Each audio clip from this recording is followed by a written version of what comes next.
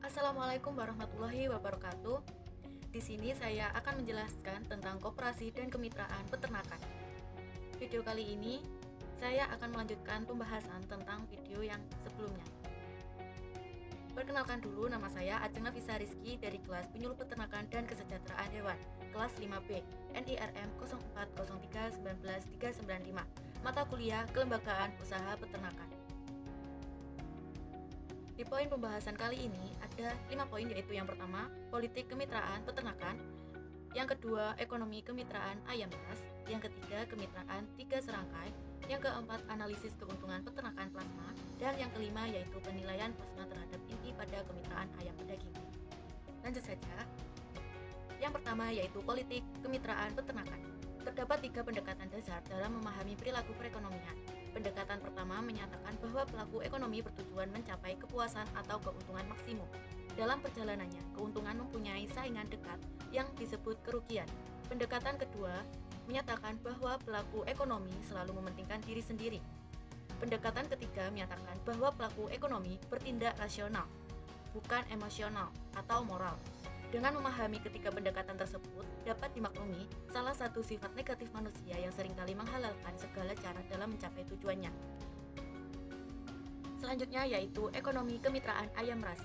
Menurut Yusja 1996, tingkat B atau C rasio usaha budidaya ayam pedaging mandiri dan yang bermitra daging dengan poultry shop sekitar 1,01. Sedangkan usaha skala usaha peternakan terintegrasi adalah 1,36. Dari sisi biaya produksi, peternakan mandiri dan mitra PS mengeluarkan 60% untuk pakan dan 29% untuk bibit. Sedangkan usaha peternakan terintegrasi hanya 48% untuk pakan dan 12% untuk bibit. Informasi tersebut membuktikan bahwa jika agribisnis ayam ras pedaging mengalami diintegrasi, maka kedudukannya sektor budidaya akan sangat lemah karena mereka akan menghadapi kondisi harga atau biaya yang tidak menguntungkan, dan sektor budidaya dalam industri berada pada baris depan penanggung resiko. Lanjut yang ketiga yaitu kemitraan 3 serangkai. Kesadaran gizi masyarakat Indonesia ternyata sudah cukup baik meski daya beli semakin menurun akibat krisis ekonomi yang tidak segera berlalu. Permintaan produk peternakan ternyata tetap stabil, terbukti dengan dilakukannya impor telur, daging ayam, dan rencana impor daging kerbau dari India untuk mengisi kekurangan penawaran akibat penurunan produksi peternakan di dalam negeri. Lanjut, kemitraan 3 serangkai. Yang pertama, krisis kepercayaan. Peningkatan produksi peternakan memang tidak bisa dilepaskan dari jasa perbankan sebagai sumber modal usaha. Sejak setahun diberikan untuk membantu membangkitkan kembali usaha peternakan rakyat, khususnya perunggasan yang terpuruk akibat krisis ekonomi, pemerintah mengusahakan dana kredit KKPA, yaitu kredit koperasi pada anggota sebesar 37,5 miliar. Tetapi dana tersebut tidak berhasil dicairkan karena hambatan dari pihak perbankan. Yang kedua adalah 3 serangkai. Pola kemitraan ini dapat dikembangkan tidak hanya kerjasama dua pihak antara mitra inti dan mitra plasma, tetapi dapat diperluas menjadi 3 pihak, 3 serangkai, yaitu ditambah mitra dana, yaitu perbankan, syariah, di BUMN. Lalu mitra inti baik pengusaha seprona, koperasi atau KUD, poultry shop, manajemen dan memasarkan hasil. Sedangkan mitra plasma berkewajiban menyediakan kandang dan perawatan serta melaksanakan budidaya. Baik, lanjut. Yang keempat yaitu analisis keuntungan peternak plasma.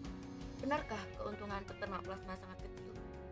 Untuk menjawab pertanyaan ini, penulis mencoba menganalisis laporan hasil usaha bulan Juni 1998 milik seorang peternak plasma di Malang yang telah menjalani mitra dengan inti anak perusahaan Seprona terbesar di Indonesia sejak tahun 1994. Kemitraan ini dilaksanakan dengan pola mengelola, di mana perusahaan ini menyediakan Seprona bimbingan teknis dan manajemen, menampung, mengelola, dan memasarkan hasil produksi, serta mengusahakan permodalan, sedangkan peternak plasma menyediakan kandang dan melakukan kegiatan budidaya.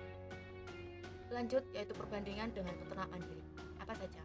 Yaitu peternak mandiri untuk beralih mengikuti kemitraan adalah adanya keinginan untuk memperoleh keuntungan yang lebih banyak dibandingkan peternakan plasma.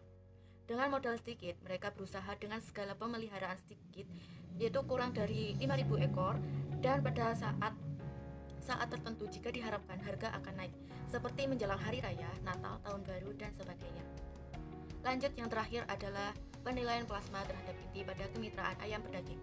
Penilaian plasma pada agribisnis ayam pedaging pola kemitraan telah terbukti merupakan salah satu jalan keluar dari prahara krisis ekonomi yang tak kunjung reda sejak pertengahan tahun 1997.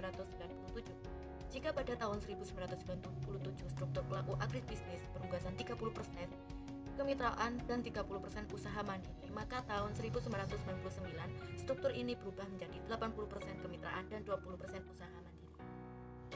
Yang terakhir ini adalah kesimpulan dari kajian di atas, yaitu dapat disimpulkan bahwa usaha peternakan ayam pedaging yang dilakukan oleh peternak plasma dengan pola kemitraan lebih menguntungkan dibandingkan dengan peternak mandiri. Dengan skala pemeliharaan yang sama, peternak plasma memerlukan modal pribadi yang lebih sedikit daripada peternak mandiri. Peternak plasma hanya mempersiapkan modal untuk biaya tenaga kerja, gas dan listrik, sekam, sawah kandang, dan alat, sedangkan biaya DOJ, pakan, vaksin, dan obat-obatan disediakan oleh perusahaan inti. Secara kualitatif, rentabilitas modal pribadi yang diperoleh peternak plasma lebih besar daripada peternak mandiri. Baik, itu dari saya dan penjelasan dari saya. Apabila ada kurang, mohon maaf sebesar-besarnya. Wassalamualaikum warahmatullahi wabarakatuh.